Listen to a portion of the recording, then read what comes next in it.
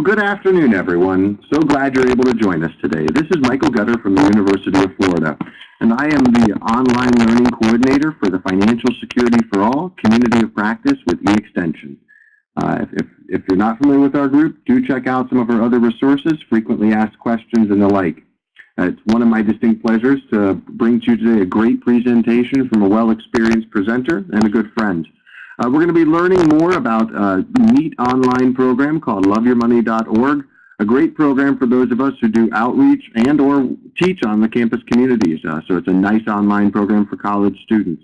And our presenters today, first off, will be Dr. Dena Wise, who's a professor and consumer economics specialist with the University of Tennessee Extension and the principal investigator for the Love Your Money financial education program for college students. In addition to Love Your Money, Dr. Wise works with On My Own, a financial education simulation reaching 30,000 middle and high school students annually, turning personal resources into cash, which helps individuals find ways to supplement household income, Faith in Finances, a training program for faith leaders, and You're Not Alone in the Financial Crisis, a public relations initiative to encourage those in financial trouble to reach out for help. Dr. Wise also coordinates integrated research and education programs on bankruptcy, savings, and income production through local foods. So you can see you'll be in good hands. Our second presenter will be Barbara Metzger, project coordinator for the Love Your Money program, and is an extension specialist, family economics with the FCS department of the University of Tennessee Extension. Barbara holds a master's degree in educational psychology from the University of Tennessee, Knoxville, and a bachelor's degree in business management and economics from the State University of New York and Empire State College. As always, you'll be able to ask questions through the chat window, and I'll do my best to make sure those are responded to in a timely manner. We will have a few poll questions, and we invite you to participate in those and inform the presentation. Without further ado, it's my pleasure to turn it over to Dr. Dena Wise. Dr. Wise, the floor is yours. Thank you so much, Michael. And I would like to introduce one more person we have here, Dr. John Tubman, who is our technical advisor and specialist with our IT department, communications here on campus. We started this project really in 2005 with a project called Money Crunch. And we did it with several partners, including the University of Florida, the University of Kentucky, Kansas State University, the University of Tennessee, and this was a face-to-face program where we tried to educate young people at the work site on financial matters. And the three projects that have led up to Love Your Money have all been funded by the FINRA Financial Education Foundation. The second project began in 2008. We tried to take the materials that we had developed in the face-to-face worksite program in Money Crunch we decided that they would be applicable to college students. So we wanted to develop an online financial education course for college students using the similar content to what we had used for the face-to-face program at the worksite. We did this project with the same partners, University of Florida, University of Kentucky, Kansas State, and we added Mississippi State as a partner. And during this time, we our grant included money to hire a marketing firm. So we hired a nationally known marketing firm to market the online course to college students. We learned some important lessons doing that, and I'll talk about those a little bit later. But among the lessons that we did learn was that we needed to engage the academic community in assigning the project to students, or the online course to students, rather than having students respond to marketing. So that evolution led to this last project, which we continue to call Love Your Money, which we started in 2011. So before we move further into the webinar, I'd like for you to first answer your first poll question. And I believe that's on your screen now.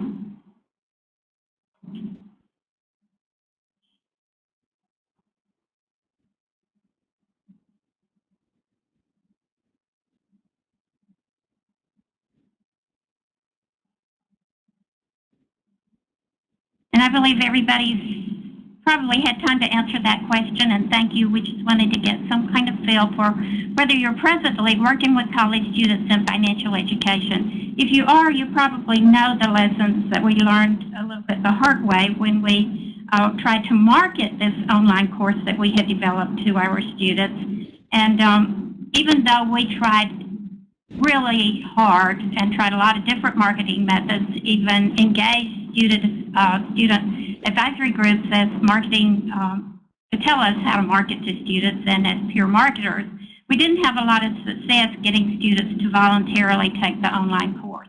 What we did find out was effective was when instructors either assign the course as for credit or for extra credit.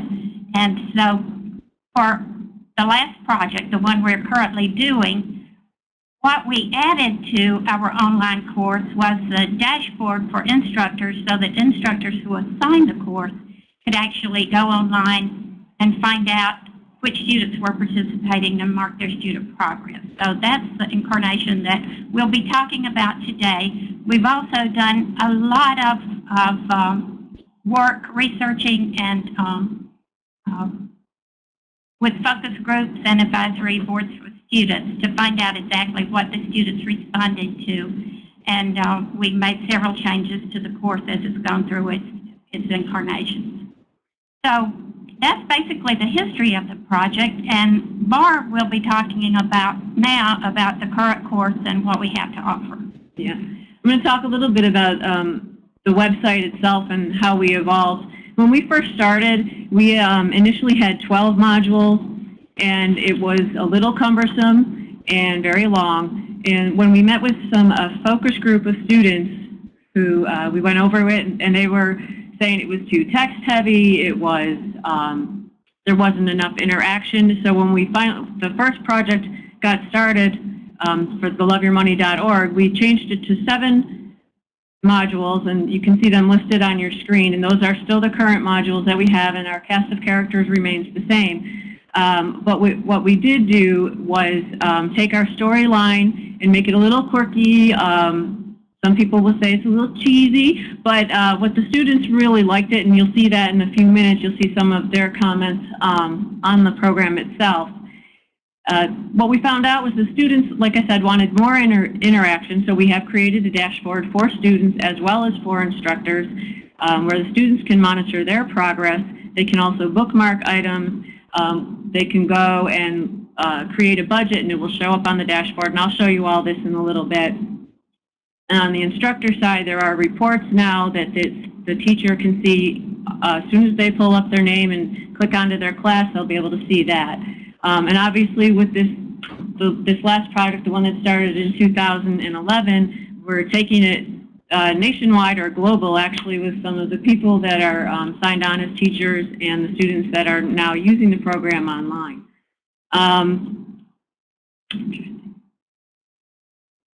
Okay, and then I think what we want to do now is I'll hand it back to Dena, and she can tell you a little bit about what we learned so far, and then she can go over those numbers with you, and then I'll show you our new website so you can see and get a real feel for what it is. After the first project with FINRA, one of the things that FINRA has asked us to do is work with an independent evaluator, and we actually bid out the evaluation, or made the attempt to do that, but apparently most large evaluation firms want more money than we had included in the grant to do projects. So we ended up getting permission to use the UT Institute of Evaluation and Assessment, which is not actually part of our unit at UT. We're under the Institute of Agriculture, and this is a UT Knoxville unit.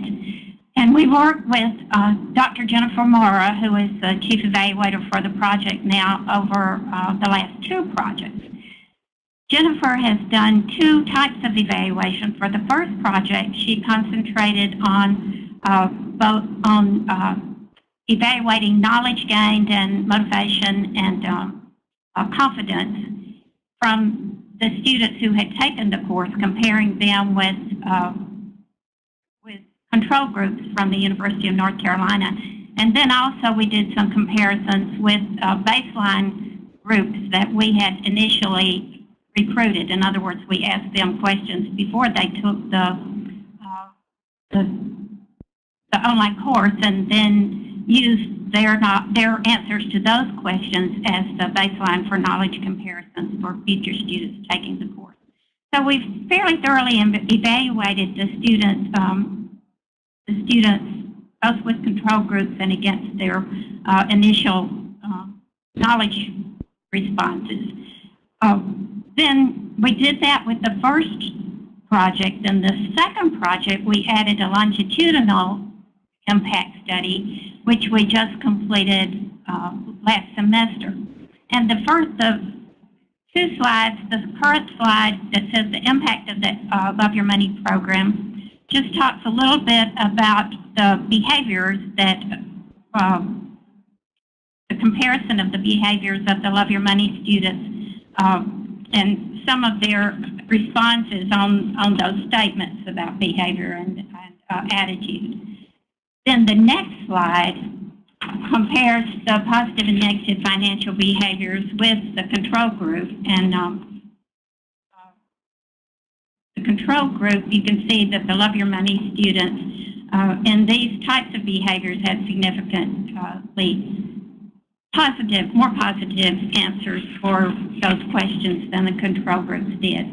So we feel like we've done a good job evaluating it. We feel like that it is that we can be confident that it supports, that improves the students' knowledge, that increases their confidence in their financial knowledge and their ability to make financial choices, and also changes their behavior in the long run.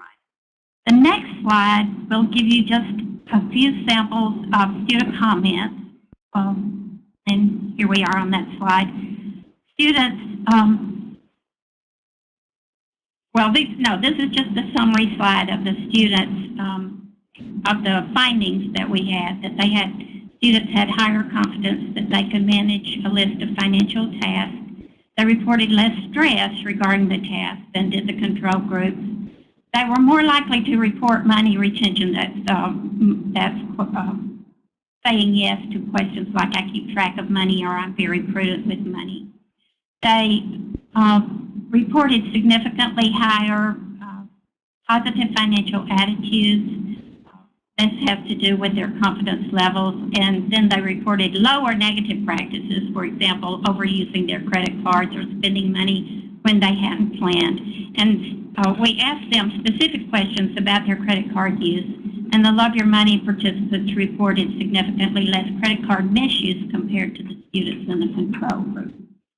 And now the next slide is just about what students said about the course when we gave them opportunities to make comments. And you can see these are positive comments, that it was made learning fun. I think one thing that we really realized when we did the focus groups is that the students, particularly freshman and sophomore students, whom we were targeting, responded to scenario-based and narrative-type scenarios, but they wanted interactive slides. One thing that we found out when we did the focus groups is that when we had a slide that wasn't interactive, that kids tended to basically skip it. So we went back and really tried to revise the course to respond to the things that the students had told us that they liked, and to make it engaging for them as well as informative. So that is just a short synopsis of our evaluation, and Barb will now tell you a little more about the website itself. Bear with me because I have to change the screen here, so if your screen goes blank for a second, it's all good.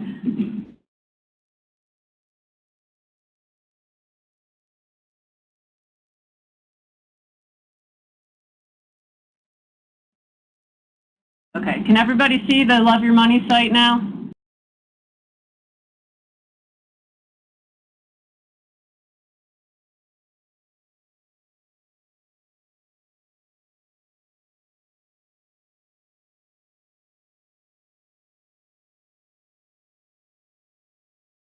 You just answer yes in the chat box, that would be great.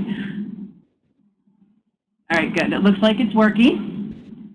If you're having problems, just put it in the chat box and we will try and get that fixed for you. All right, basically this is our new website, the new homepage.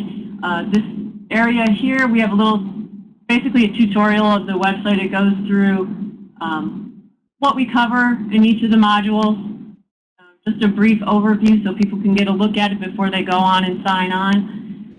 If you want to sign up as a student, you would click here and you'll see that there's an invite code down here. If you sign on as an instructor, you will be given an invite code that you can send to your students, and that will, then when they click on the link, the invite code will already be in here and they'll just have to fill out the rest of this information. And then if you sign up as a teacher, this is the information that you will need to sign in. I'm going to log in right now as an instructor.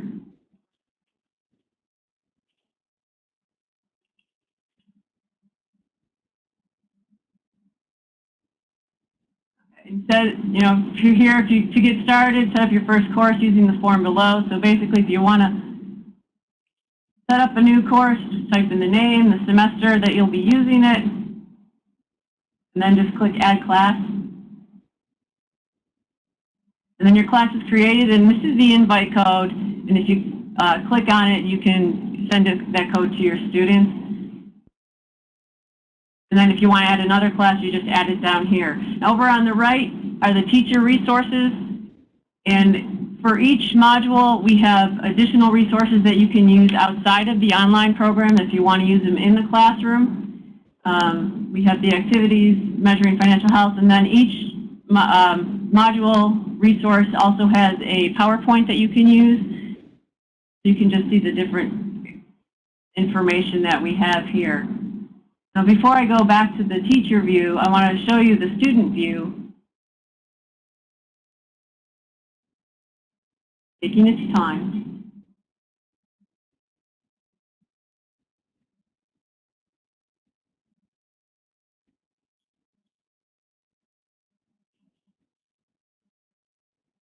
No, this is the student view. Yeah, so this is what the student would see the first time they sign on. And there would be a progress bar here. I'm going to log out and I'll take you into a particular class that has students already so you can see.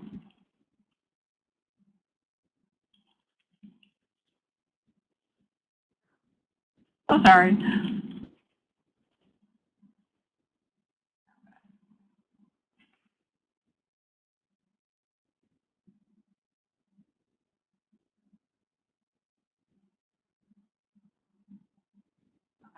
So when you're a teacher and you look under your classes, if you click on view, your class list will come up and you can see what each student has done in each of the modules. This means they've completed 100% of the slides, and this is how they did on the quiz. Each module does have a 3-question quiz at the end, so you can monitor how they're doing. Obviously, I didn't do very well here. I got 2 right and 1 wrong. Oh, look at that, 3 wrong. But if you want to go through, there's also a print view that you can pull up, and then there is an Excel that you can pull up an Excel report and actually print this out and rearrange it however you want.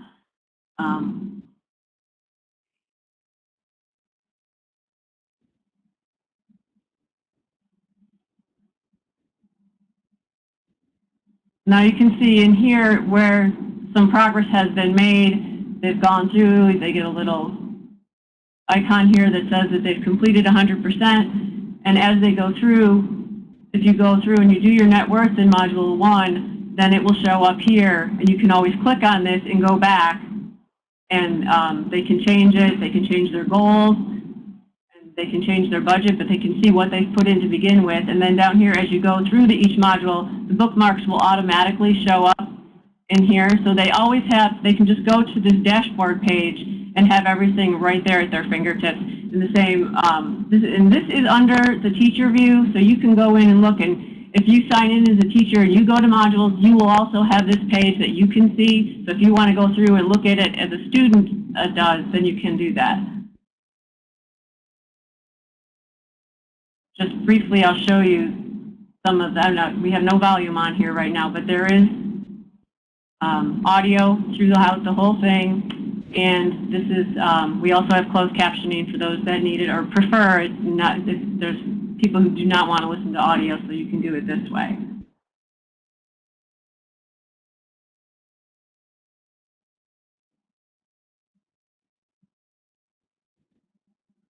This just gives you an idea, and it's real easy, obviously, to go on and sign on, and so I encourage you all to go on and take a look and let us know what you think of the program. Sign up some classes, that would be fantastic. Is there anything else we want to talk about the website? Or you want to go back? Okay. All right, I'm going to stop sharing now and go back to our other screen.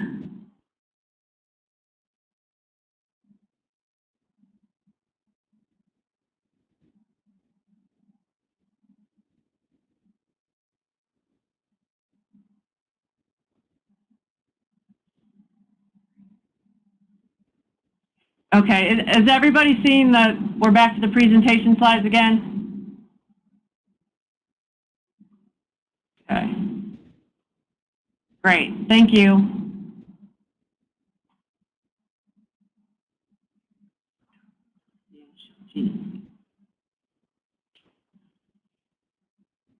All right, now I think this is an exciting part of our program here. We have a little incentive for instructors who want to use the program, or extension educators who want to recruit some instructors to use the program. We're going to offer $300 for each new campus that enrolls in the Love Your Money program. A first class is created at a new campus. Now, we put with students using the program, but we're putting a limit of 20 students is the bottom line. Hopefully you'll have many more students that use it, but if 20 students are using the program, this will qualify the extension specialist or the agent to receive the incentive.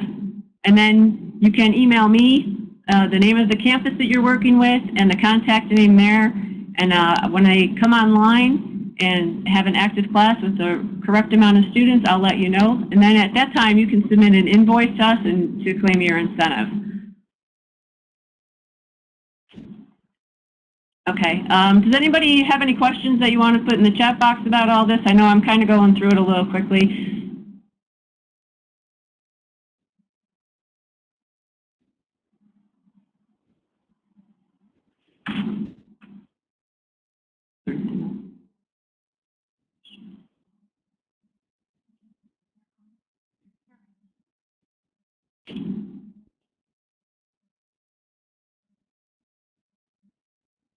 Okay, well, then at this time, if we could put up the next,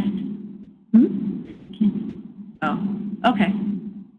Interesting question that just came up. This is from Oregon.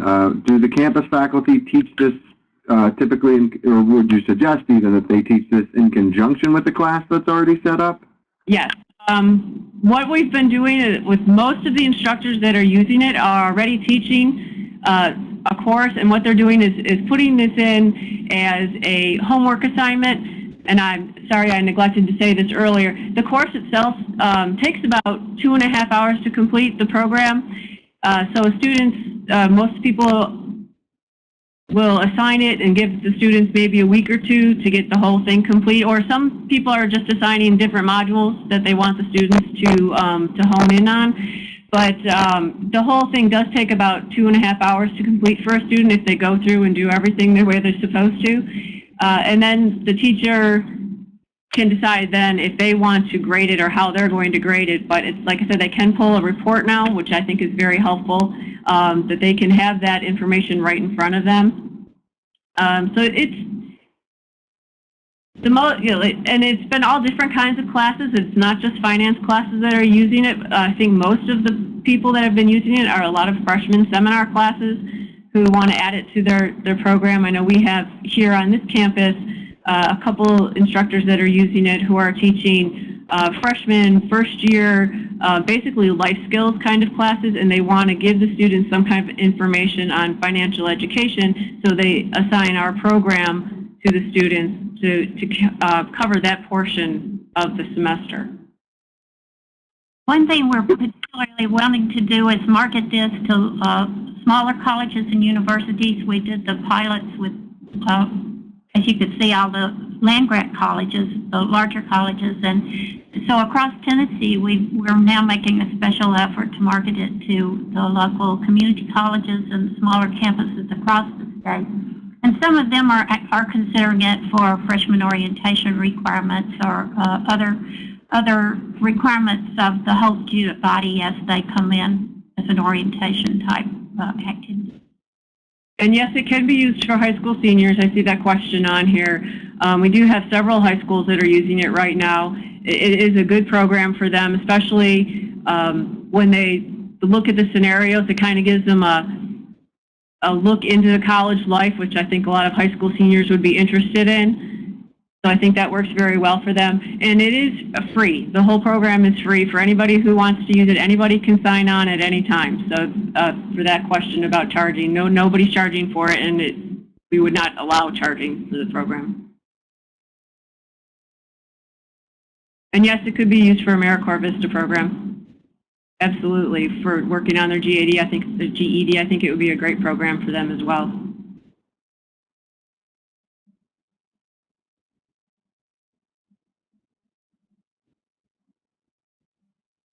And one additional question, too. I know there's a few more people chiming in, but Andrew had a question from the University of Illinois. I do think you addressed this, but maybe if it was probably a good question, just in terms of any behavioral differences that you might have observed in your initial evaluation research. Just a moment, let me find that slide.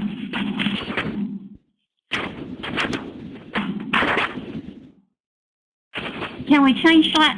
Do we need to go back to that slide, or do I just need to read those, Michael? Which one do you want? Okay, here we go. It's the impact, the previous one. Okay, there you go. You can see some of the behavioral differences there.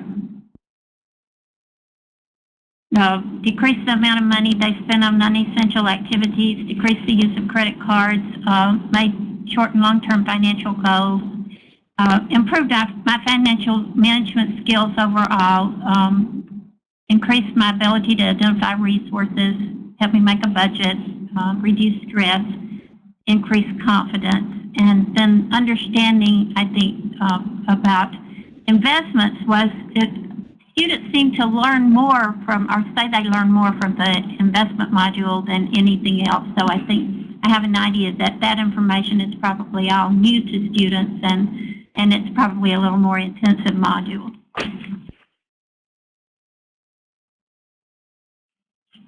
Yes, there was a self-report in answer to that question. We've not done anything other than self-reported data.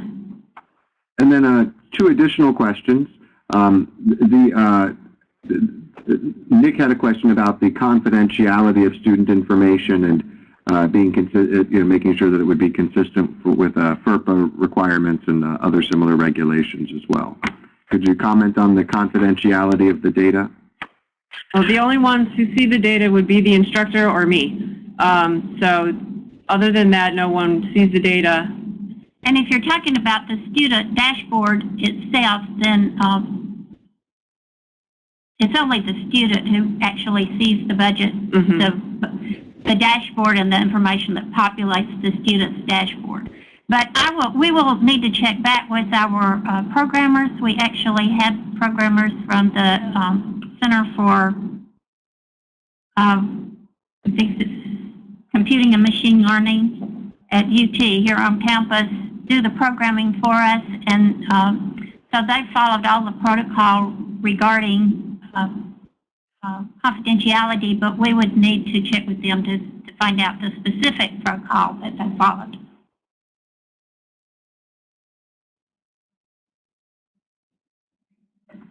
And an additional question, a few other questions here too.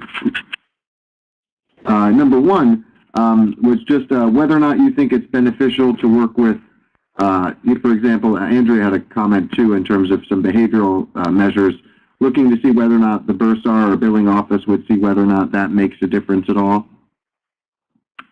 in terms of evaluation. I think there we would run into FERPA problems if we would be asking the bursar's office for information.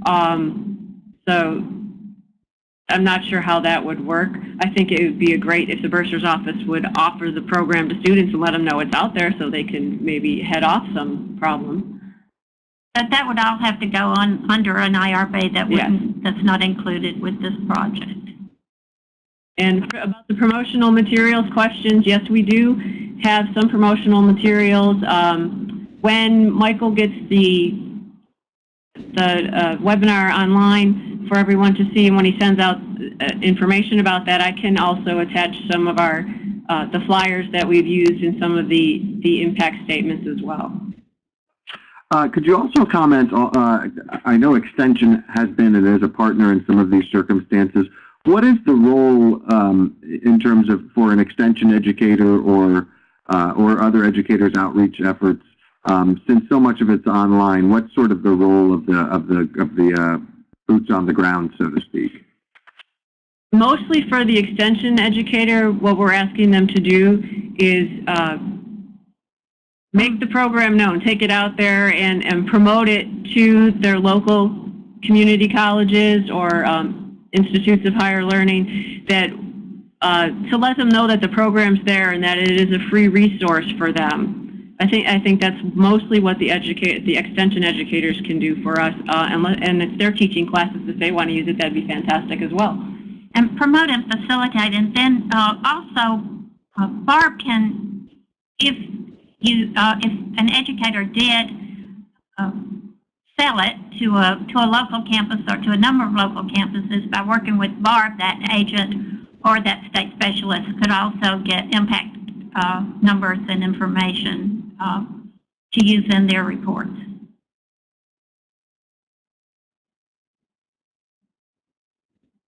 And Bill had a question, content related, and I don't know if you'll get, I think we may have addressed some of this too, but is there a specific financial aid component to the project? So I think in terms of both content and evaluation, perhaps.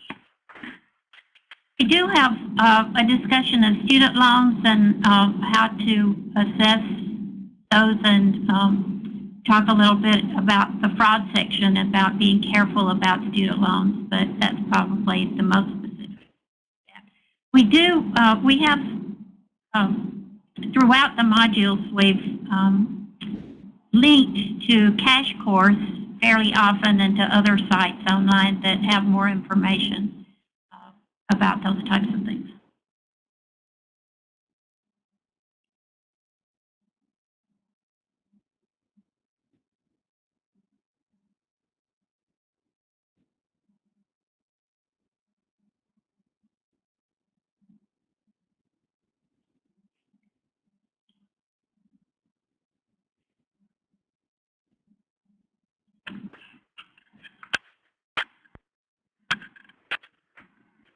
So I think we're, so I think we can resume. I see a few more people typing, but we'll aggregate those questions in a few moments, and we certainly don't want to.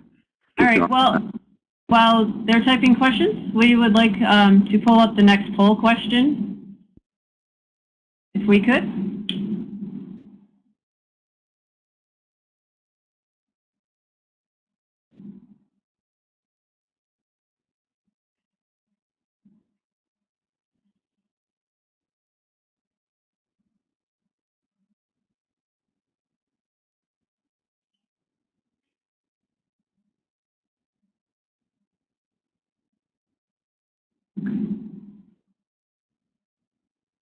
Jeannie, do you have that poll question?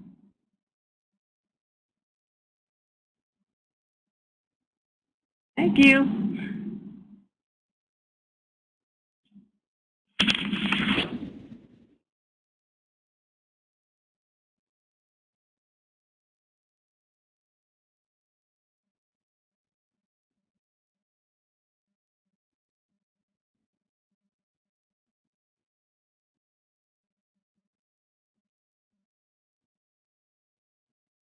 Okay.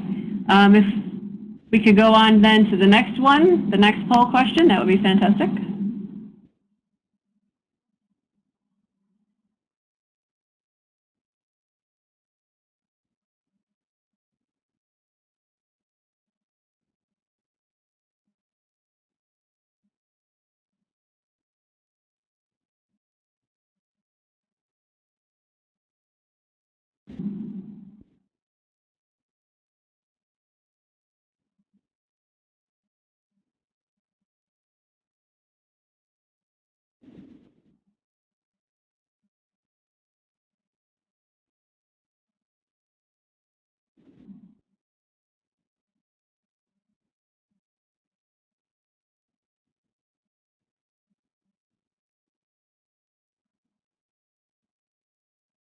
Okay, I think we're pretty well done with that poll question.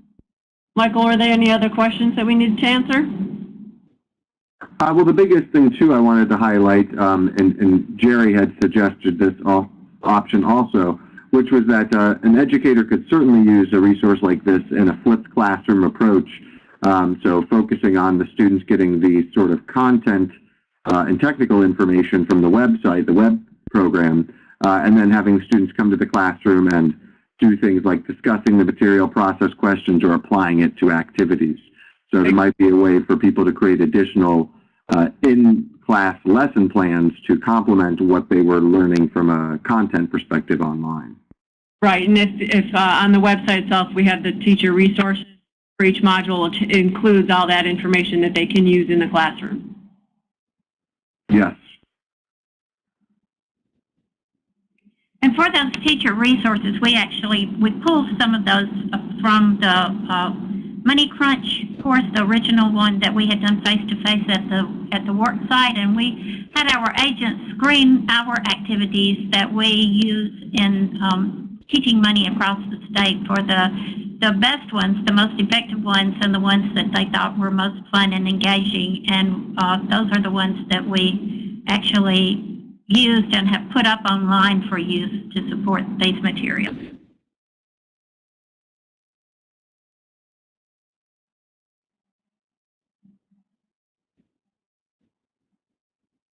Okay, if nobody has any more questions for us, I do believe we have come to the end of our webinar.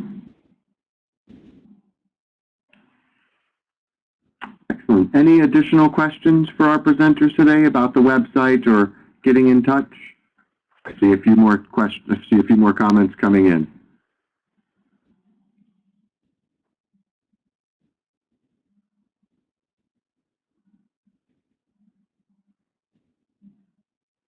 Well, I think they're echoing my comment too, which is thanking you both, of course, for taking the time to share this resource with us. Thank you, Michael. Oh, and Jeanette did have a question too, again about marketing materials. Is there a concern of that? We have some great marketing materials available because we, for the first incarnation of Love Your Money, we did a lot of marketing. So we have graphics for the Kizzy George t-shirts, bookmarks, posters, newspaper ads, those kinds of things. If you just contact Barb, she can help you with those. We don't, let me clarify, we won't print those and send them to you. We just have the graphics where you can print them yourself. But that's why we're offering the $300 incentive, so you can do those kinds of things. Dan had a question too about whether or not there was any content related to the fear of paying back college debt. I can't remember anything specific to that. Now, we covered a lot in the 401k, which is Module 6, a lot of information on how to save and how to plan for the future. So I think that might incorporate that a bit, but specifically on college debt, no. And the unit on credit, of course, talks about the dangers of getting into credit early in your life and how that limits your capability to then build assets over your working life and after you leave college. And two more thoughts here. Number one, Marilyn just had a great suggestion too, in addition to the high school students, that this might be a good program for outreach to youth aging out of the foster care program. So this might absolutely, that'd be perfect. Perfect. And I see is it possible to sign up as both a student and an educator? Yes, it is. But if you sign up as an educator, you can go into the student view and you can go in and use the modules just like a student would. So you only really need to sign up once. The one thing that you see, do you see the dashboard, the student dashboard, if you sign up as a student? You can see that. You can see it. Barb says you can see it from the educator side as well. You just click on student view and you can use it like a student.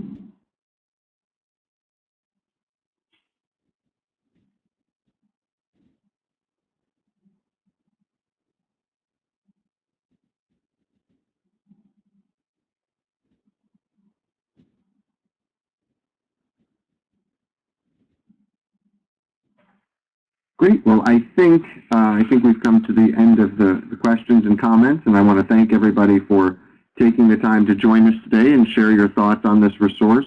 I know that Dena and Barbara would certainly be happy to have any of you following up with them as well to learn more about the program and getting involved with it on your campus or on the campuses that you're working with on a partnership basis. I for one, have been using it in my freshman class this semester as well, and the students really appreciated the website, and they said it was a wonderful break from my lectures.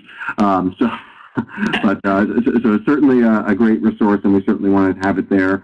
There was just an additional question, which I think someone asked how long it takes to complete, and I thought the answer was 2.5 hours, but I'll let you both comment on that too. One final question that came up. Yes, it takes about 2.5 hours if they go through everything. So, and as students, tend to skip around some, they can go forward in the modules if they want to. But if they do the whole thing, it takes about 2.5 hours. Excellent. So again, thank you guys so much for taking the time to be with us today and sharing this through this resource.